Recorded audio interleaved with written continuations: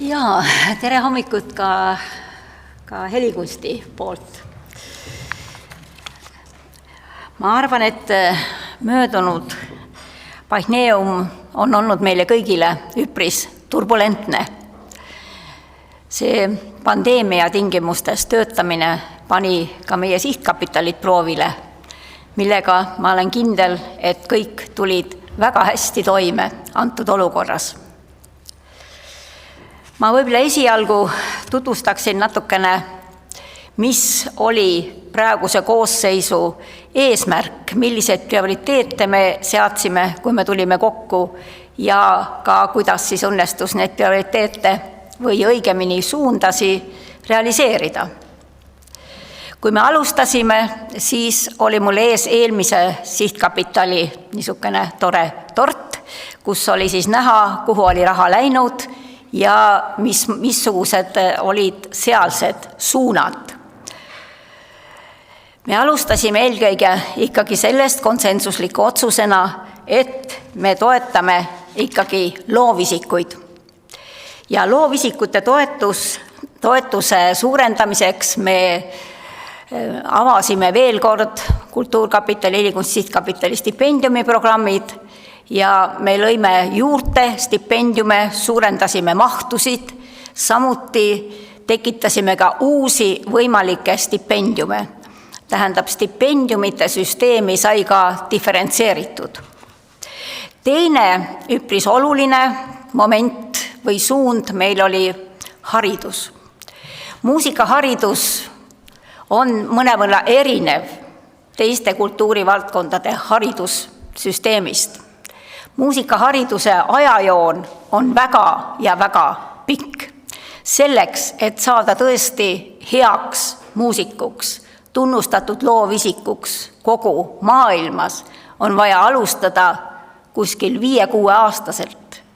Ja kui seda tööd ei tehta järjepidevalt, siis jah, kuskil on juba see rong läinud ja rahvusvahelises konkurentsis enam ei saa läbi lüüa niisugusel tasemel, nagu me soovime. Selleks on meil olemas meie pedagoogide stipendiumiprogramm, see töötab juba 12 aastat ja see on suunatud ka regioonidele, eelkõige meie 94 laste muusikakooli, praeguseks muusikakoolide õpetajatele.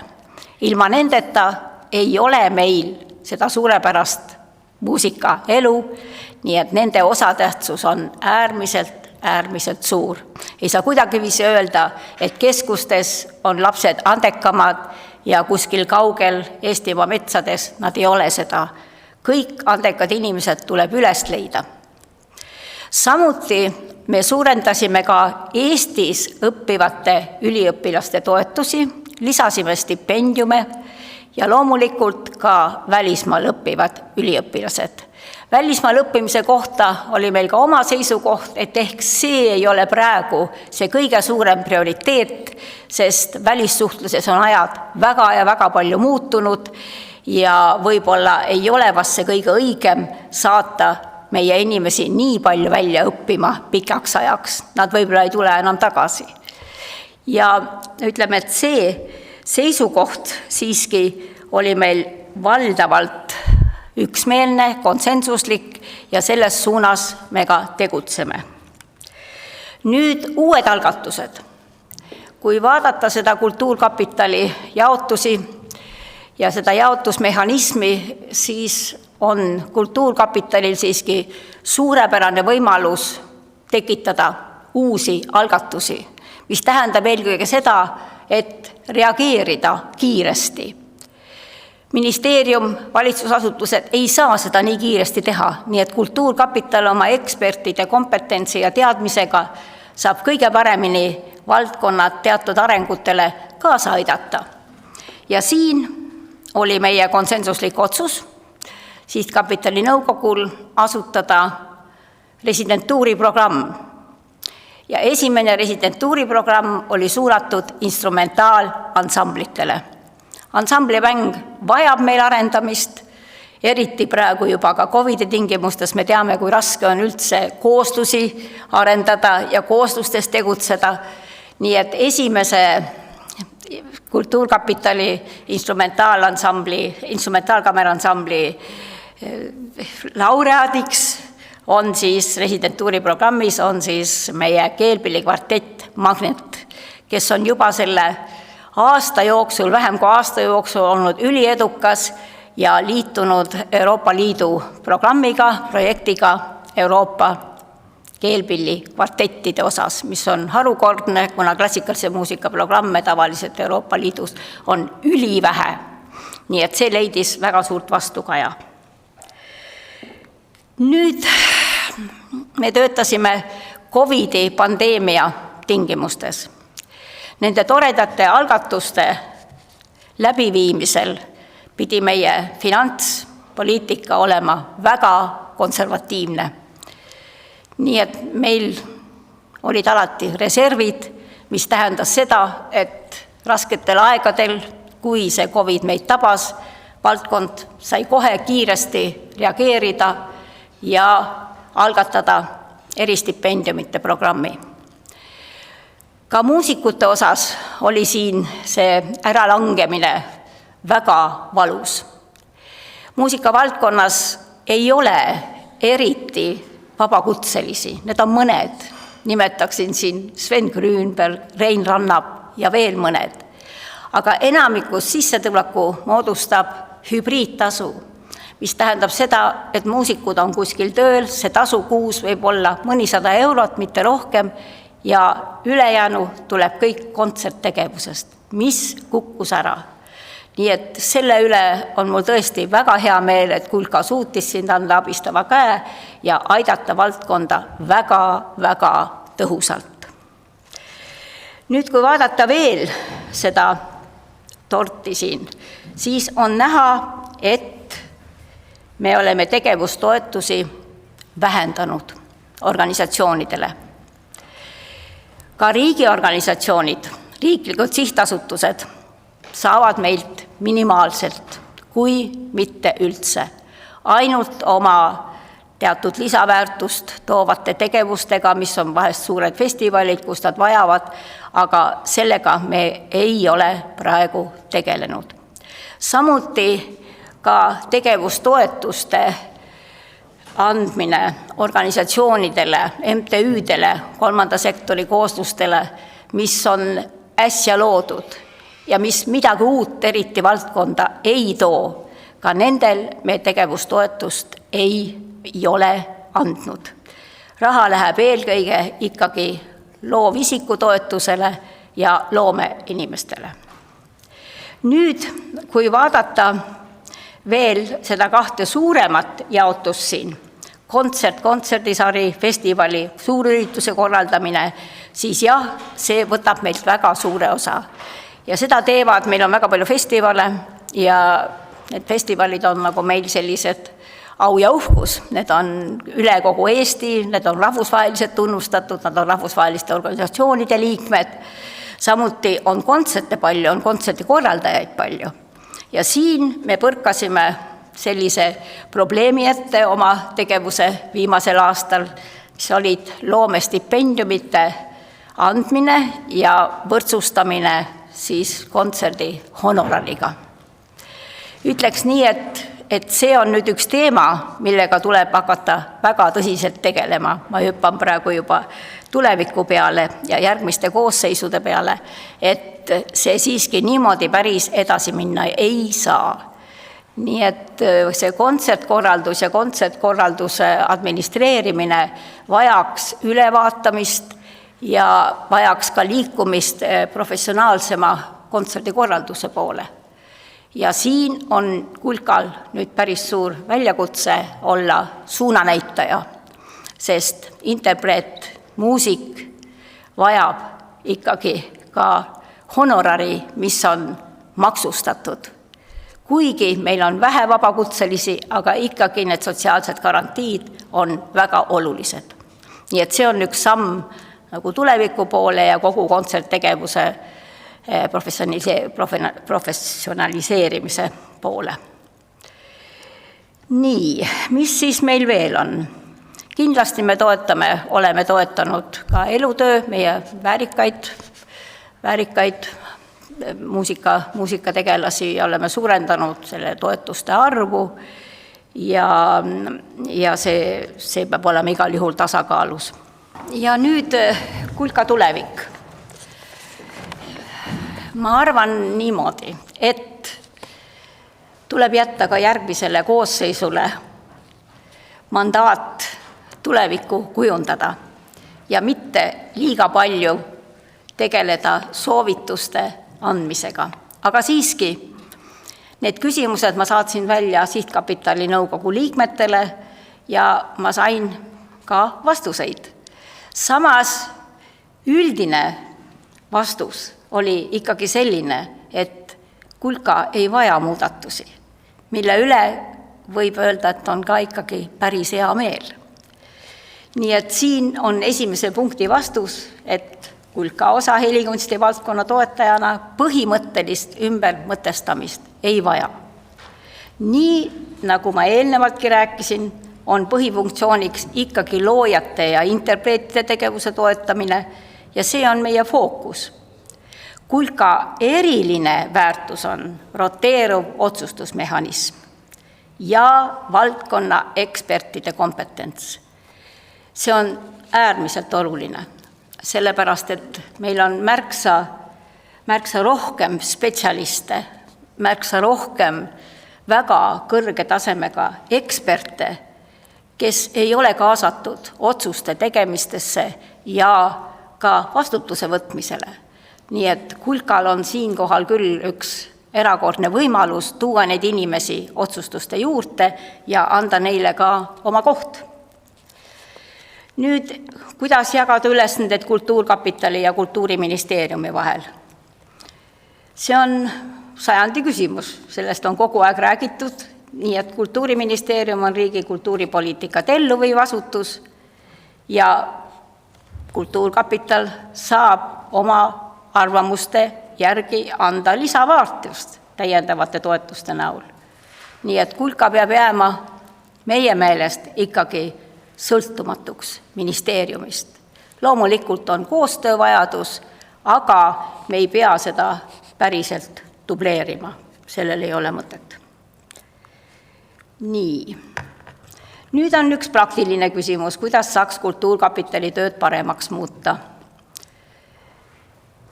Siin on üks ettepanek ja see oleks ikkagi nagu ka Kultuurkapitali administratsioonitöö kergendamiseks, et kui erinevate sihtkapitalide taotlemise tähtajad oleksid nihkes, et nii saaks sihtkapitali menetluse protsessi oluliselt kiirendada. See on ilmselt mõttekoht, kuna need tähtajad on määratletud raha jagamise üldkorras, aga siiski Kultuurkapitali projektijuhtidele langeb väga suur koormus teatud ajal. Eriti võib öelda seda muusikavaldkonna kohta, nii nagu Kertu Sakski mainis, meil on tohutult palju taotlusi ja nende taotlustega on vaja tegelda, taotlejatega on vaja ka tegelda. Nii et siin oleks üks mõttekoht. Ja samuti on ka IT-lahendused, mis võiksid olla rohkem kaasajastatud ja siis ka Kultuuriministeeriumi süsteemidega ühildatud. Hea on ikkagi infot vahetada. Ja nüüd viimane, et milline on siis see Kultuurkapitali jälg ja mõju. Tulen veel tagasi oma ettekande alguse juurde, et Kulka on kõige dünaamilisem Eesti kultuuri rahastusinstrument. Ta võimaldab tõesti reageerida väga kiiresti muutustele kultuuriväljal, muusikamaastikul, mida näitas ka eriprogrammide asutamine COVID-i ajal. Ja samuti on ka võimalus tal tasakaalustada kogu valdkonna üldpilti. Ja siin on ekspertide osa ikkagi määrava tähendusega. Usaldame eksperte ja laseme neil töötada. Nii et peaaegu on veel küsimusi. Minu poolt on kõik. Aitäh sulle, Marja. Aitäh, kas see mikrofon? Aitäh, Marje! Ja nüüd ongi kohe juba üleval Kaiel küsimus. Sa viid selle mikrofoni viisa.